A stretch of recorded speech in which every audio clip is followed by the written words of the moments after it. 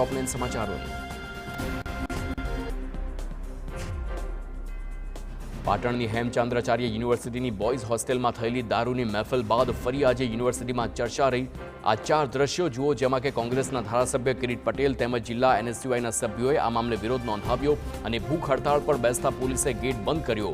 આ દરમિયાન દરવાજો ન ખોલતા કિરીટ પટેલનો પિત્તો ગયો અને તેમણે પોલીસ સાથે ધક્કામુક્કી કરી, અપશબ્દો કહ્યા અને કોલર પકડી ઝપાઝપી પણ કરી।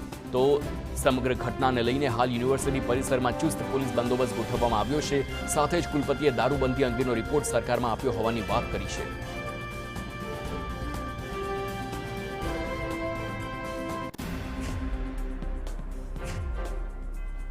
રાજ્ય સરકારે ઇમ્પેક્ટ ફીને લઈને મહત્વપૂર્ણ નિર્ણય લીધો છે। રાજ્ય સરકારે ઇમ્પેક્ટ ફીની મુદતમાં વધારો કર્યો છે। સરકાર દ્વારા ઇમ્પેક્ટ ફી ભરવાની મુદતમાં વધુ 6 મહિનાનો વધારો કરવામાં આવ્યો। રાજ્યમાં બિન અધિકૃત ગેરકાયદે બાંધકામો ફી ભરી કાયદેસર કરવા માટેની ઇમ્પેક્ટ ફી ભરવાની મુદતમાં વધુ 6 મહિના માટે લંબાવવામાં આવી છે। સરકાર દ્વારા ગેરકાયદે તેમજ બીયુ વિનાના બાંધકામને તોડીને ઇમ્પેક્ટ ફી ભરી કાયદેસર કરી શકાય તે માટે ઇમ્પેક્ટ ફી કાયદો અમલી બનાવવામાં આવ્યો છે। મહીસાગર જિલ્લાના લુણાવાડા તાલુકાની તણછિયા પ્રાથમિક શાળામાં લાલિયાવાડી સામે આવી છે। તણછિયા પ્રાથમિક શાળામાં નિમણૂક પામેલા શિક્ષકના સ્થાને અન્ય શિક્ષક ભણાવે છે। શિક્ષકના સ્થાને આવનાર મહિલા શિક્ષકે કબૂલાત કરી છે અને પોતે તાલીમ માટે શાળામાં આવતા હોવાનો દાવો કર્યો છે। મામલો સામે આવતા ધારાસભ્ય ગુલાબસિંહ ચૌહાણે ભૂતિયા શિક્ષકોની તપાસની માંગ કરી છે। તેમણે કહ્યું કે શિક્ષણ પ્રધાન જિલ્લામાં જ આવી સ્થિતિ છે તો જિલ્લા પ્રાથમિક શિક્ષણ અધિકારીએ તપાસના આદેશ આપ્યા। કહ્યું કે દોષિતોને છોડવામાં નહીં આવે, સ્થળ તપાસ કરાશે।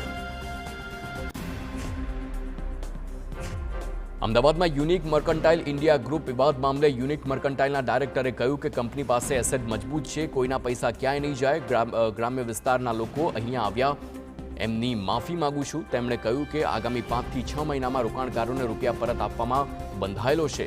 મહત્વનું છે કે યુનિક મર્કન્ટાઇલ ગ્રુપે રોકાણકારોના રૂપિયા ચાઉ કર્યાના આક્ષેપ ઉઠ્યા હતા। જામનગરના 30 જેટલા લોકો છેતરપિંડીનો ભોગ બન્યા છે તો ફિક્સ ડિપોઝિટની મુદત પાકી ગઈ હોવા છતાં તેમને તેમના રૂપિયા પરત નથી મળ્યા।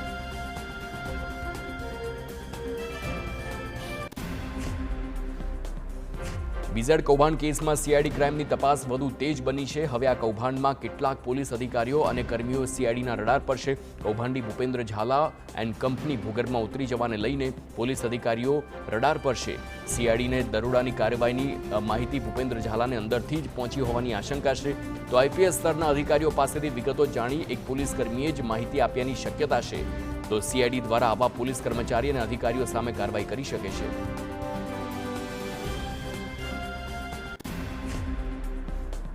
તો બીજી તરફ સીઆઈડી ક્રાઇમે બીઝેડ કૌભાંડ કેસમાં એજન્ટ કમલેશ મૂછી અને ધવલ પટેલની વિગતો એકત્ર કરી છે। એજન્ટોની સગા સંબંધીઓ સહિત મળતિયાઓની વિગતો મેળવી છે। પોલીસે બંને એજન્ટોના પરિવારજનોની પણ પૂછપરછ કરી। પોલીસે રોકાણકારોના નિવેદનો લેવાની કાર્યવાહી શરૂ કરી છે। રોકાણકારોની ઓળખ છતી ન થાય તે રીતે કાર્યવાહી હાથ ધરી છે। રોકાણકારોને ગેરમાર્ગે દોરી ખોટા વાયદા કરનારાઓ સામે કાર્યવાહી કરી શકે છે।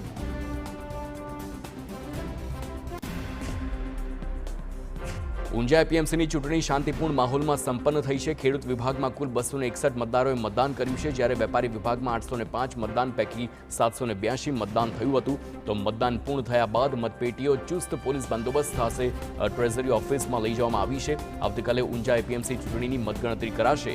ખેડૂત વિભાગના 20 અને વેપારી વિભાગના 16 ઉમેદવારોનું ભાવિ નક્કી કરશે। તો ઊંઝા એપીએમસીની કુલ 14 બેઠકો પર 36 ઉમેદવારો મેદાનમાં છે।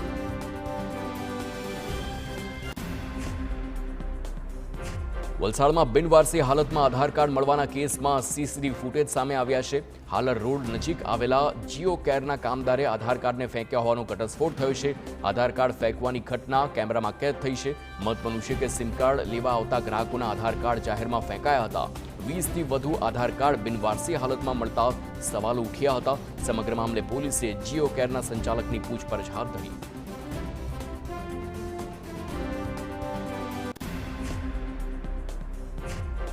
રાજ્યમાં હાડ થીજવતી ઠંડીનો અહેસાસ થઈ રહ્યો છે। ઠંડા પવનોના કારણે રાજ્યના મોટાભાગના જિલ્લામાં ઠંડીનું પ્રમાણ વધ્યું છે।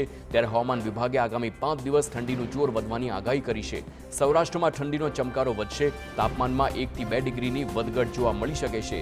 ઉત્તર પૂર્વથી પૂર્વના પવન ફૂંકાતા અસહ્ય ઠંડી પડી રહી છે। નલિયા 7.8 ડિગ્રી તાપમાન સાથે ઠંડુગાર થયું। અમદાવાદમાં 14 ડિગ્રી તાપમાન નોંધાયું છે। અને હવે